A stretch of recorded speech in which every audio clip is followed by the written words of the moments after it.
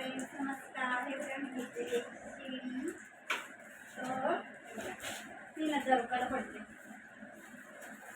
हे सगळं लॉक साफ करायचं काम सामान घेतले ते मी बघा ओपन करते दाखवते.